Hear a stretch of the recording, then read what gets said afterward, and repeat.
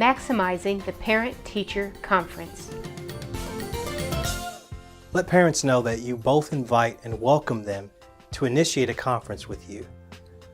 Through your communication aids, tell parents that you would like to get to know them so as to have a better understanding of their child and their expectations concerning the child's educational future.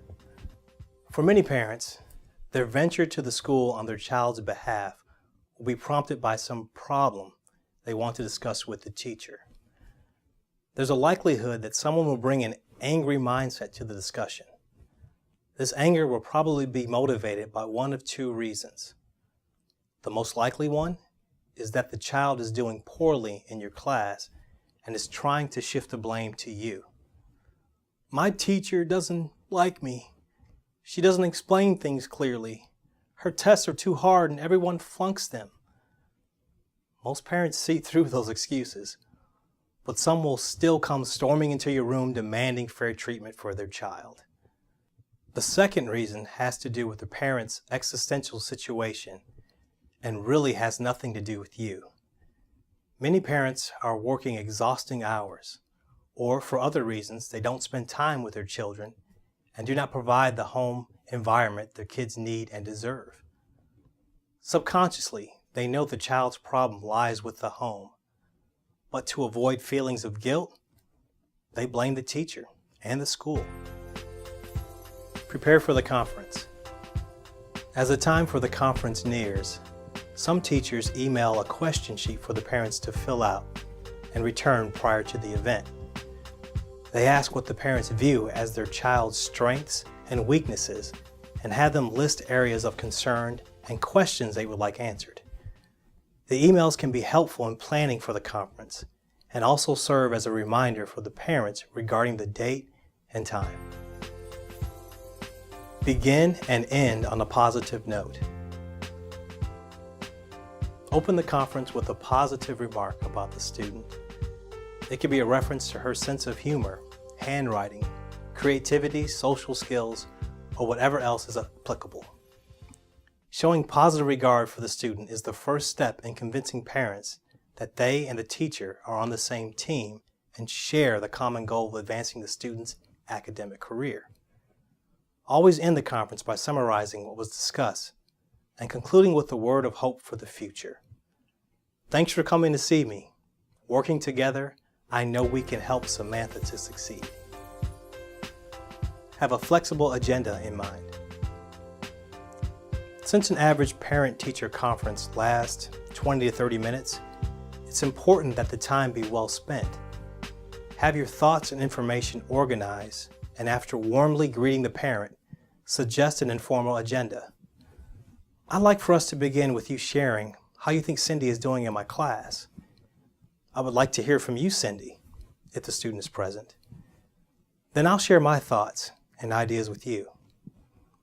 Have in mind a general but flexible outline of what you're going to say, including an analysis of the student's progress and a review of his or her strengths and needs. Then if steps need to be taken to help the student, work with the parent and a student in jointly devising a plan of action. Utilize your best listening skills. Parents should be shown respect and allowed to talk without interruption. If a parent brings up a problem, the teacher can respond with what is called empathetic listening. It means listening without judgment, validating the parent's feelings, and then exploring the possibilities for mutual problem solving. An example would be to say something like, I understand you are bothered by this situation. What can we do to help your child be more successful? It's a listening technique that keeps the conference focused on the needs of the child. Another benefit of empathetic listening is that sometimes all people really need is just to feel like they've been heard. Exercise professionalism in dealing with upset parents. When confronted by an angry parent, it is paramount that teachers maintain their professionalism. The parent should be greeted with a welcoming smile and with a good, firm handshake. Keep good eye contact. It indicates that you believe what the parent has to say is important. Professionalism also necessitates not responding with anger or becoming defensive. A key tactic is simply to listen.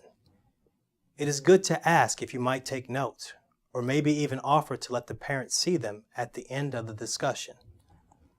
The parent will know that you are truly listening, and if he realizes that his words are going to be written down, perhaps he may temper them somewhat.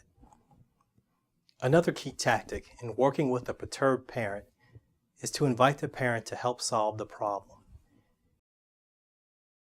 If you are accused of not liking Sarah, simply say how sorry you are that she feels that way and ask what you can do to correct that perception.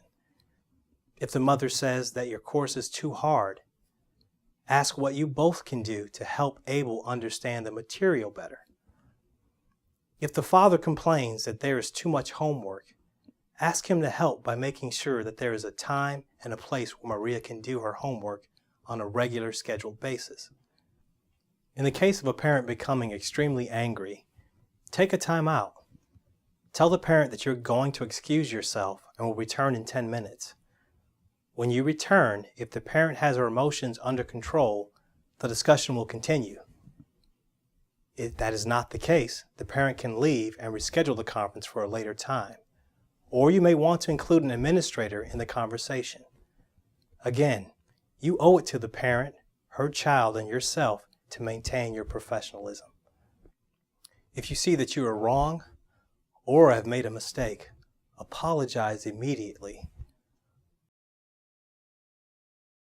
People forgive mistakes, but they won't tolerate a cover-up. If you acknowledge an error upon your part, it helps humanize you in the eyes of the parent. Tell the parent that you care for the child and ask for suggestions on how you can repair the situation. Summing up, while each teacher will develop her own style and format for meeting with parents, here are some cardinal suggestions for parent-teacher conferences. If appropriate, have samples of the student's work available. Create a positive atmosphere whereby the parents feel that you care for the student and that you and the parent are on the same side. Focus on positive changes that can be made for the student's benefit. If problems are discussed, devise a plan for action that will include the parent. Listen, listen, listen. When preparing for a conference with a parent, be thankful that the parent is interested enough in the well-being of her child to come see you. Whether the visit is motivated by anger, concern, a question about the child's schoolwork, or simply a desire to get to know John's teacher, the parent cares. It is a wonderful opportunity, probably the best opportunity, to involve the parent in the child's academic career. Here's some things to remember in enhancing the parent-teacher conference.